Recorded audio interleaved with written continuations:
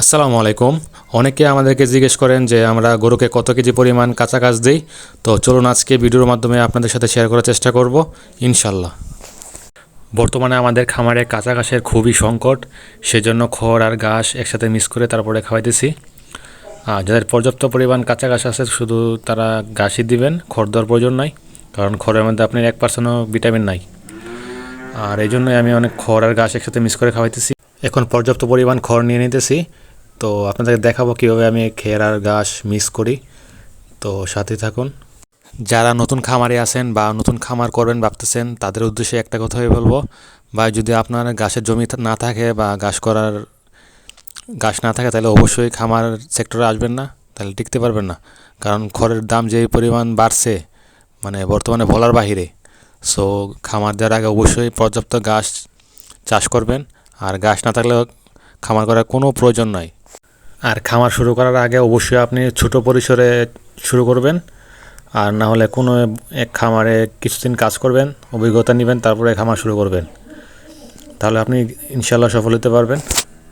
আর একটা কথা, যদি ভাবেন যে আমার লাখ লাখ টাকা আছে বা মানুষ দিয়ে খামার করাবো, তাহলে ভাই সম্ভব না। আপনি নিজে খামারে কাজ করতে হবে। আর আপনার কাজটা কোনো কর্মচারী বলেন বা যে কোনো লোকই বলেন না কেন, আপনার কাজটা কিন্তু কেউ করে দেবে না।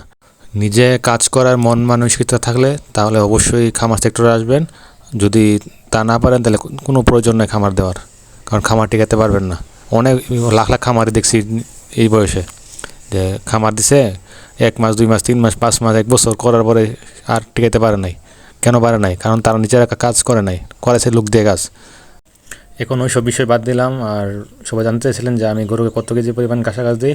এই যে দেখতেছেন যে 2 ক্যারেট ঘাস ভরতেছি, এটা হচ্ছে আমার বড় গরুদের জন্য।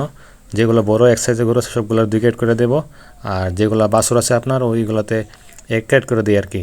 প্রত্যেক বেলায় 2 ক্যারেট আর বাছুরের জন্য 1 ক্যারেট। এটা হচ্ছে আমার সিস্টেম খাওয়ানোর। সো আপনাদের যদি পর্যাপ্ত ঘাস থাকে তাহলে আপনারা আরও বেশি দিতে পারেন, সমস্যা নাই। গরুগুলোর এই ঘাস দেওয়া শেষ। এখন যাচ্ছি একটু আম্মুকে হেল্প করব।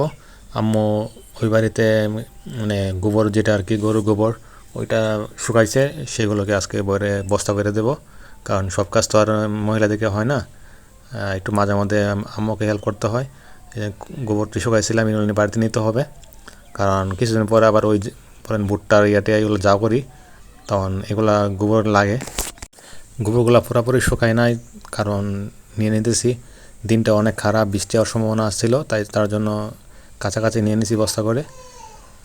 কারণ এই সিজনটা মোটামুটি একটু বৃষ্টি কম হয়, সেজন্য গোবরগুলো শুকায় রাখি। কারণ কিছুদিন পরে তো মানে কোরবানি গরুটুর বিক্রি করবো, তো তখন ওই জাবটা করতে হয়, তখন গোবরের প্রয়োজন হয়। লাঠির সাথে গোবর দিয়ে মানে আগুন ধরাইতে হয় আর কি, সেজন্য আগে থেকে শুকায় রাখতে হয়। আর কিছুদিন পর থেকে তো আবার এমন কষা পড়বে, তখন আর গোবর শুকাইতে পারবো না।